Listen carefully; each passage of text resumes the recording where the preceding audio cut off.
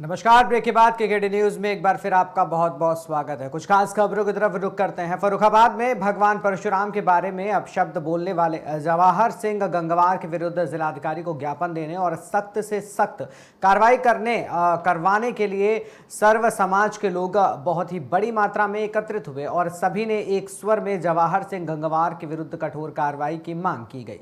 Collectorate परिसर में उपस्थित लोगों को संबोधित करते हुए फर्रुखाबाद विकास मंच के जिला अध्यक्ष भैयन मिश्रा ने कहा कि जवाहर सिंह गंगवार विकृत मानसिकता का व्यक्ति है और लगातार ये समाज को बांटने के लिए सनातन धर्म और महापुरुषों के बारे में अंट-शंट बोलता रहता है। किस चीज को लेकर ज्ञापन लेने आए आप लोग? एक हमारे यहाँ पे अराजक तत्व है, दिमाग से बहुत शातिर व्यक्ति है जवाहर सिंह गंगवार।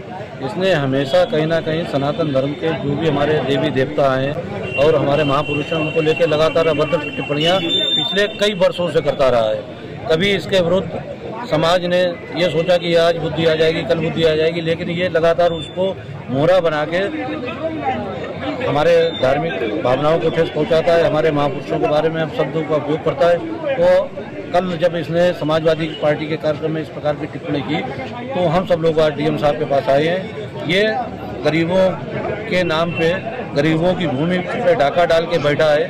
पीडब्ल्यूडी की जो सरकारी भूमि है अम्बेडकर तराय के सामने, ये अम्बेडकर जी को लेकर ये ड्रामा करता है, संविधान की रक्षा की बात करता है। उसी अम्बेडकर मूर्ति के सामने इसने करोड़ों रुपए की पीडब्ल्यूडी की सरकारी जमीन को बेच रखा है। मेरी मांग जिलाधिकारी जी से ये है कि सबसे पहले इसकी जमीन खाली करवा के इसके विरुद्ध भूमाफिया की कार्रवाई की जाए।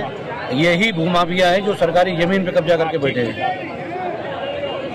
परशुराम जयंती ब्राह्मण समाज ने बड़ी धूमधाम से मनाई थी। उसके संगम में कल जवाहर सिंह गंगवार जो एडवोकेट हैं और बार एसोसिएशन के पूर्व अध्यक्ष हैं, उन्होंने बहुत भोला स्टेटमेंट दिया। उन्होंने कहा है कि ये लोग भगवान परशुराम की जयंती मनाते हैं और खुशी मनाते हैं कि उन्होंने क्षत्रियों के साथ ये किया वो किया। अगर कोई क्षत्रिय समाज का बात ऐसी बात करता तो उस पर संज्ञान लिया जा सकता था। थोड़ा बहुत वो हमारे साथी हैं, वो हमारे भाई हैं। एक ऐसा व्यक्ति जो गाए बगाए तो ब्राह्मणों के खिलाफ बोलता रहता है, सनातन धर्म के खिलाफ बोलता रहता है, वो व्यक्ति अगर परशुराम जयंती मनाने के लिए ब्राह्मणों के खिलाफ बोलता है तो सारे ब्राह्मण उसका विरोध करते हैं। समाज में बहुत बड़ा आक्रोश व्याप्त है। अगर इनके खिलाफ कोई एक्शन नहीं लिया गया तो समाज इनके खिलाफ खुद एक्शन लेगा। इन्होंने एक अपना मकान बनाया है जयनारायण वर्मा रोड पर, जो कि सरकारी जमीन पर बना हुआ है। हमारी मांग है, ज्ञापन में भी लिखा हुआ है कि उसकी इंक्वायरी करा के उसके ऊपर बुलडोजर चलवाया जाए, उसे नष्ट किया जाए।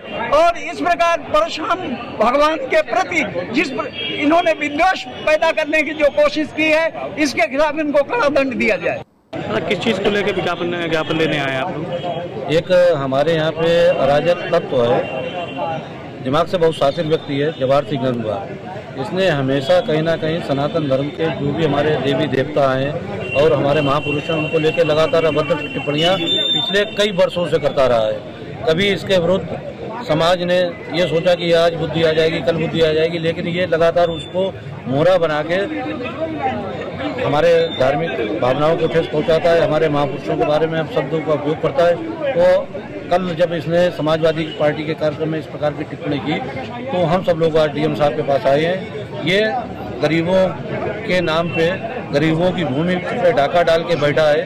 पीडब्ल्यूडी की जो सरकारी भूमि है अम्बेडकर तराय के सामने, ये अम्बेडकर जी को लेकर ये ड्रामा करता है, संविधान की रक्षा की बात करता है। उसी अम्बेडकर मूर्ति के सामने इसने करोड़ों रुपए की पीडब्ल्यूडी की सरकारी जमीन को बेच रखा है। मेरी मांग जिलाधिकारी जी से ये है कि सबसे पहले इसकी जमीन खाली करवा के इसके विरुद्ध भूमाफिया की कार्रवाई की जाए।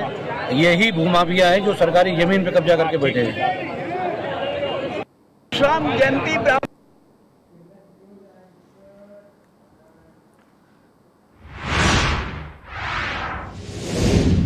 हमीरपुर जनपद में अपराध मुक्त और भयमुक्त बनाने के उद्देश्य से जनपद के आपराधिक प्रवृत्ति के 8 लोगों पर जिलाधिकारी घनश्याम मीणा ने शिकंजा कसते हुए कड़ी कार्रवाई का क्रम जारी रखा है।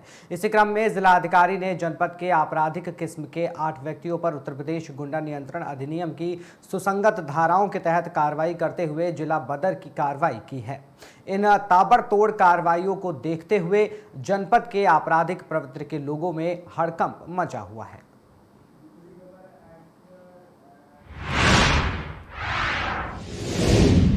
सोनभद्र के चौपन सामुदायिक स्वास्थ्य केंद्र सीएससी पर उस समय हड़कंप मच गया जब मुख्य चिकित्सा अधिकारी अश्विनी कुमार ने औचक निरीक्षण किया। निरीक्षण के दौरान सीएमओ ने अस्पताल परिसर में गंदगी पाए जाने पर नाराजगी जताई और तत्काल सुधार के निर्देश दिए। उन्होंने स्पष्ट कहा कि अस्पताल में स्वच्छता और नियमों के पालन में कोई भी लापरवाही बर्दाश्त नहीं की जाएगी।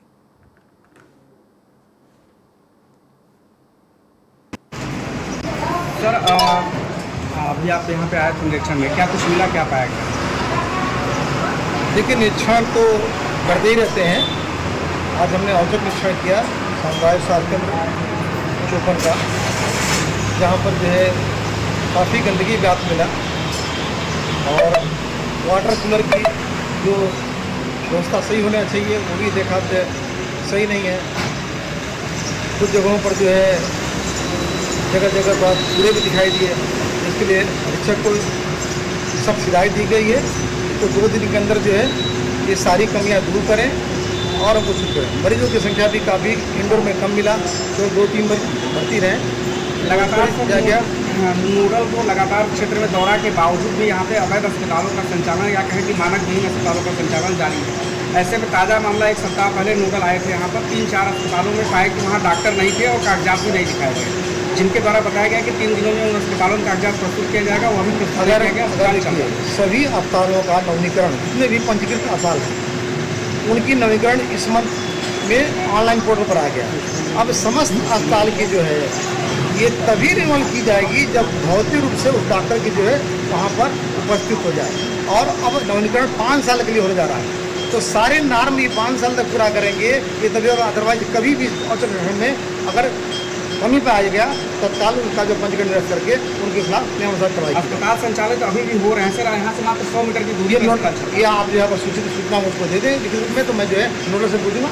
सर, लंबे समय से यहाँ पे आयुष्मान का ऑपरेटर भी नहीं है, जिसको लेकर काफ़ी शिकायत। आयुष्मान के ऑपरेटर के लिए जो है शासन स्तर से, क्योंकि उनकी वेतन मानदेय बहुत कम आता है मिलता है तो वो छोड़ दे रहे हैं सर। तो शासन को मैं इसका लेटर जा चुका है कि आयुष्मान का ऑपरेटर जो है तत्काल नियुक्त करें ताकि यहाँ आयुष्मान के मरीज यहाँ पर भर्ती हों, उनकी सुविधाएँ जो है। यहाँ पे 5 साल से सर अल्ट्रासाउंड मशीन पड़ी हुई है, जो मशीन अल्ट्रासाउंड मशीन यहाँ पर जो है वो मैंने टेक्निकल रिपोर्ट ले लिया उसका, एक क्रियाशील नहीं है, बिल्कुल ख़राब है वो मशीन। नई मशीन की डिमांड की गई है, वो आते ही किसी डॉक्टर को यहाँ ट्रेन कर दिया जाएगा।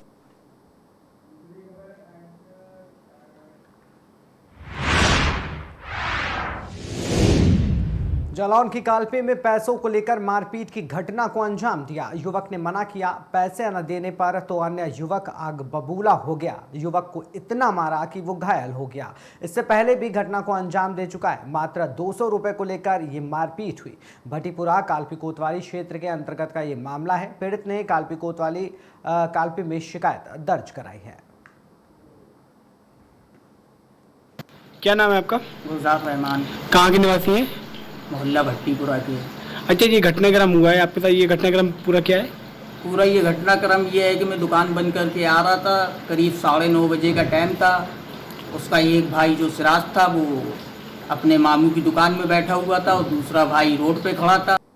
उसने मुझे ज़बरदस्ती पकड़ लिया और ज़बरदस्ती पकड़ने के बाद मुझसे पैसे छीनने की कोशिश करने लगा। तो मैंने उसका विरोध किया, तो विरोध करने के पीछे उसने मेरे सर में राड मार दी और उसके भाई ने भी 2-4 हाथ मारे। और मैं जब गिर गया, मेरे खून निकलने लगा, ब्लड ज़्यादा, तो फिर मैं गिर गया तो बीच बचाव वाले आ गए तो लड़ाई बन गई। फिर मैंने रिपोर्ट लिखवाई। अच्छा, ये पुलिस ने कार्रवाई की, इस कार्रवाई से आप संतुष्ट हो या नहीं हो? इस कार्रवाई से मैं संतुष्ट नहीं हूँ। वो अपराधी अभी भी घूम रहा है। अच्छा, तो फिलहाल आप क्या चाहते हो? हम ये चाहते हैं कि उस अपराधी को बंद किया जाए, उसको सबक सिखाया जाए। और जो मतलब जो लोग थे जो आपके साथ घटनाक्रम करी है वो कौन कौन लोग थे, क्या क्या नाम है उन लोग के? एक भाई का नाम उसके समीर है और दूसरे भाई का नाम सिराज। अच्छा, इससे पहले भी आपके साथ घटना घटी है क्या? हाँ, इससे पहले भी ये घटना घट चुकी है और मैं उससे बार बार कहता था, मैं मोहल्ले में रहता हूँ, आपस में नहीं लड़ा जाता है, फिर भी उनके समझ में नहीं आती। लड़ाई किस बात को लेकर हुई थी? कौन पैसे को लेन देन का? वो 200 रुपये मांग रहे थे, मैं नहीं दे रहा था, बस इसी बात का विरोध था तो वो लोग मांग। क्या नाम है आपका? गुलजार रहमान। कहाँ के निवासी हैं?